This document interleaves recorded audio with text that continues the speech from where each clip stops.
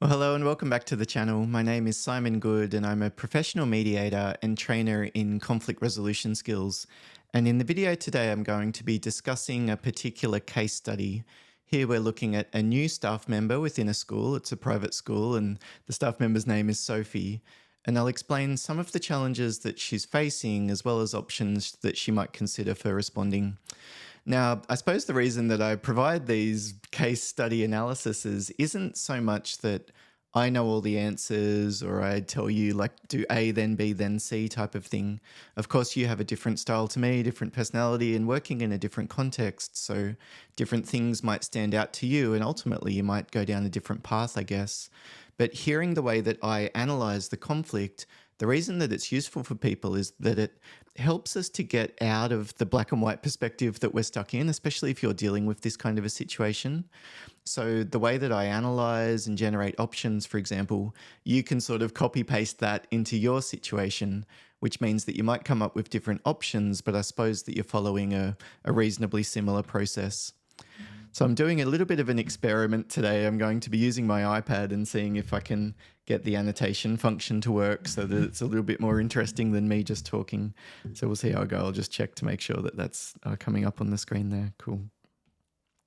All right, so let me read the case study and then we can pull it apart in terms of the different elements that stand out and what kind of a response might be warranted here.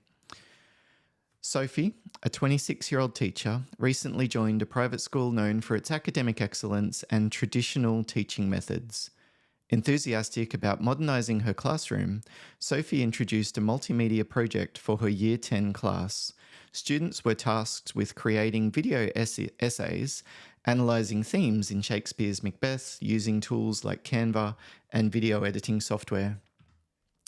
So that's interesting, isn't it? Like even within that first paragraph, a couple of things jump out in terms of the potential values that Sophie might be bringing, for example, and the assumptions that she could be making. Like the school is known for its traditional teaching methods, for example. That's a subjective thing. Like how known is it? What is it known for? And then Sophie comes enthusiastic about modernizing her classroom. And I suppose one of the reasons that conflict often begins is that something happens that's perceived as criticism. And one of the very, very common, I think, triggers for conflict in workplaces is when someone has a goal about change. Like we should update, we should modernize, we should streamline, we should simplify, we should make things more consistent. And what the audience, the person that's being communicated to, often hears in that case is that there's something wrong with the way that you're doing it. And it's very understandable why, if we get a message like there's something wrong with the way that you're doing it, it prompts us to defend the way that we're doing it. You don't understand this, easy for you to say, we've tried that before, whatever else it might be. So I wonder even at the outset about the attitude that Sophie's coming in with this attitude of modernising her classroom and change. For me, I really like following the almost steps that Robert Greene outlines in his book Mastery, especially when we think about things like developing skills. A lot of the time at the beginning, the first phase should just be observation. So it's fine to be enthusiastic about considering the best options that are going to work. But during that early phase, especially if you're a newer staff member, you might not want to jump to the conclusions about this classroom needs modernising before you've spent a few months, a year, 2 years, dealing with it in the way that people are already doing it. So the first step is kind of just observing and seeing how people act in this workplace. The second step would be you copy or take on board the approaches that they use. So your supervisor says you do this, at that second phase, you might just follow it. And then the third phase is when you begin to experiment with your own way of doing things and considering approach that's going to be a good fit for you, so to speak. So Sophie maybe is jumping the gun a little bit here in terms of assuming that she knows what's best. And it's hard, isn't it? Because it's enthusiasm. It sounds positive. It sounds wonderful. Sometimes she can feel that enthusiasm, and maybe the question is, how is she communicating that and sharing it with others? And does it come across potentially as criticism? Her mentor, Mr. Graham, a teacher with 40 years' experience, expressed criticism. So this is the person that we're dealing with here. We've got Sophie and Mr. Graham. He's got 40 years of experience. During a staff meeting, he commented that Sophie's methods were distracting students from real critical thinking. Sophie felt humiliated but continued with the project, which was well received by her students. So what jumps out at you about that little interaction that Sophie and Mr. Graham was having there? It happened during a staff meeting that Mr. Graham commented on Sophie's methods, so I suppose it's understandable to some extent why that might have impacted Sophie. Being criticised and getting negative feedback is tough at the best of times, let alone when it happens in public. Of course, embarrassment and other people's perception of us being lowered is one of the things that we consider to be threats, so we're almost hardwired to respond to that. So, Sophie's feelings of being humiliated. One thing I often say to new staff is that those strong emotions that come up during your work, it's often a sign of a boundary being crossed. And so for Sophie, this might be a signal that this is a behavior that she shouldn't tolerate longer term. Like that's what the feeling is there for. But she should decide the strategic way to respond to that feeling or deal with that issue that's sitting there. Does that make sense? Like to me, the feelings aren't, it's not that they're not real, like they're caused by the real context and they're giving us real information, but we can't just respond to it at the surface level, which would be, I felt humiliated, therefore you shouldn't have done that. And then interestingly, she says that the project was well received by her students. I mean, it's a funny thing where we look for this confirmation bias. We look for information that already confirms that we're already correct. So, Sophie telling me how well received it was by the students. Let's imagine that I was a mediator dealing with these two people in conflict. I probably would take that with a little bit of a grain of salt. And even for Sophie, I'm not sure how much benefit it's going to give her to, again, get dug in and stuck in the sand about how positive this thing is. Maybe the better approach, at least initially, would be openness to say, what's your take on it? How have you observed the students reacting? How have they responded differently to other projects where you used a different method, for example? But I would need to get, what's his name? Mr. Graham, to realize that if I'm telling him it's so much better than you expect, he's probably going to say, no, it's not. So the third paragraph there, tension escalated when Mr. Graham reassigned her students during study periods to complete traditional written essays, arguing that this was necessary for exams. Sophie only discovered the change when a student asked if their video essays should still be graded. So this whole section here, it's a little bit about values, I think, like how should a supervisor deal with a teacher's students? If a supervisor is going to do something like redirect what students are doing, should they let the teacher know first or get permission, get collaboration, what should happen here? What's collaborative? What's professional? What's respectful? Ultimately, this is something that we've all got a slightly different perspective on here, and it's going to be a subjective thing. So Sophie deciding, that shouldn't have happened or that it should, I suppose that would be the assumption to suspend for now, and instead discussing with Mr. Graham, what's the protocol here? What are the standards? What's the precedent? What was the reason that you did that and how come? But not necessarily jumping to conclusions about the reasons why. The reality is that it's probably not all to do with Sophie anyway. For Mr. Graham, there's a whole bunch of other motivations and, different things that are percolating away in his head, I'm sure. So feeling frustrated and undermined, Sophie considers whether to address the issue to Mr. Graham directly. See if I can get back to the full screen. She doesn't know whether to address the issue to Mr. Graham directly or involve the principal, though she worries about being seen as confrontational given her newness to the school.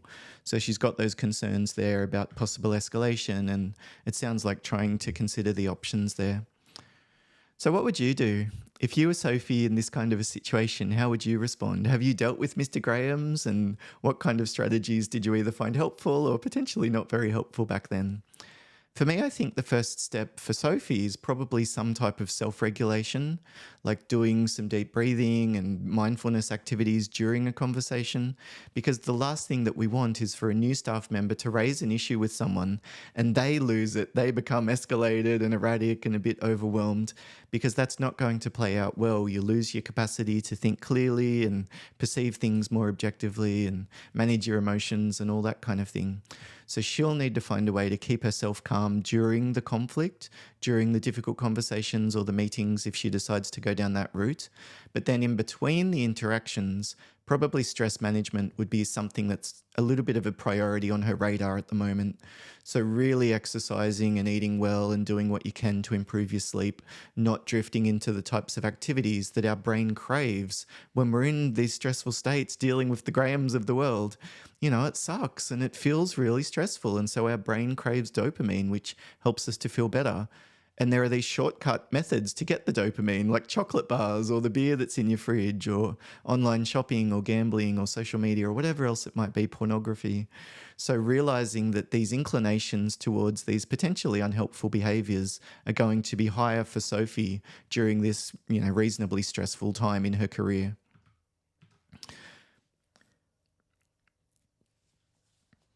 So what should we do?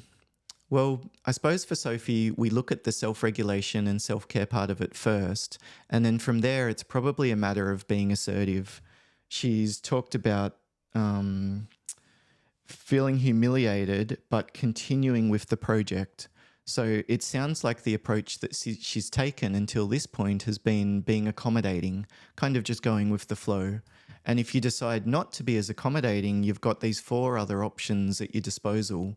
You could avoid it and just, not worry about it, not think about it, and not deal with it. In this particular case, I'm not sure that's going to be very productive longer term. You could compromise, like maybe say to him, could I do one of the assignments during the year the way that I want and the others I'll do a traditional essay? That might be an example of compromise. You could compete and just be very firm and say, these are my students. I know that I'm new, but I need a chance to find my own feet here and figure out a teaching style that's going to work for me.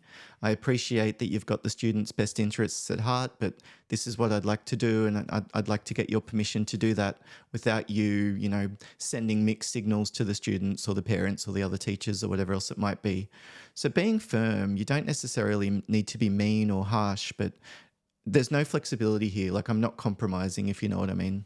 If compromise is like we meet in the middle and we find something that we can live with, but nobody's 100% happy with it, competing is like, I'm going to get what I want type of thing, and I'm not going to give you something that's valuable to me. Accommodating is where we just give them what they want effectively. So the final option that we've got is collaborating. This is where we might sit down and go through options, set up a process where we work together on the issue. So Sophie might contact Mr. Graham and say something like, look, I'd like to talk about how things have been between us, or I'd like to talk about how students are being directed in their work, a neutral, mutual phrase like that. And then saying something like, look, this is what I'd like to try. These are the reasons. Or I've noticed that when I do this, you come in and do that. That concerns me for this reason. I was wondering what's happening from your perspective. But then I think depending on which of those 5 paths you end up deciding to go down, it might just be a matter of being assertive and being clear. Like from there, it's probably about clarifying expectations. And it doesn't sound like Sophie in this particular example has actually asked for what she wants here. And I think that's often one of the very first steps, is to say, could you please stop doing that? So I don't know that she needs to go straight to the principal. I'm wondering about an option like maybe talking to Mr. Graham and saying something like, when I've given the students work, would you mind coming to talk to me before you redirect them? Like, it doesn't have to be a massive drama. Do you know what I mean? Just putting your view on the table would be the first step. He might just say yes, but if he decides to say no, then you can consider which path to go down from there. One path is gradually escalating levels of assertiveness.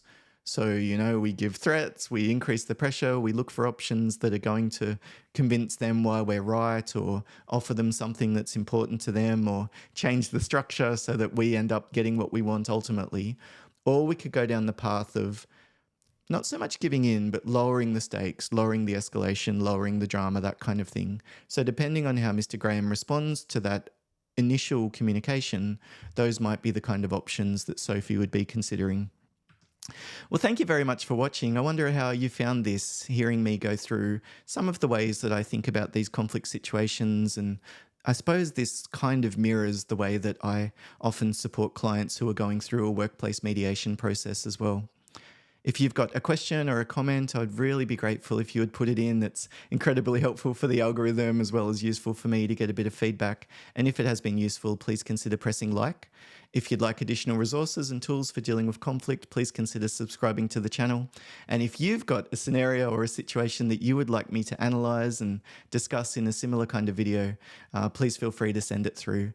You can check out my work. My website is simongood.com, and there's inquiry forms and that kind of thing there, which is the best way to get in touch.